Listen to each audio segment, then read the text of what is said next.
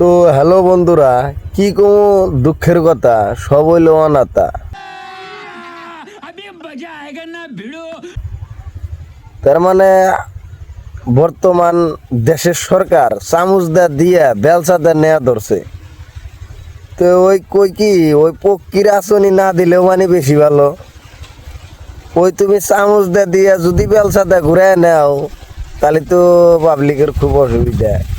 আচ্ছা ধরেন যে বন্ধু, আপনি কোনো বার থেকে মজের গুঁড়া বা যে কোনো বস্তু চামচ দিয়ে নিছেন, কর্জ নিছেন বা এমনি নিছেন, ও যদি এখন ফেরা যদি কয় যে তুমি আমার কাছ থেকে নিছাও বা না জানায় তোমার কাছ থেকে যদি ফেল সাদা মজের গুঁড়া বা যে কোনো বস্তু নিয়ে যায় তাহলে তোমার সহ্য হব?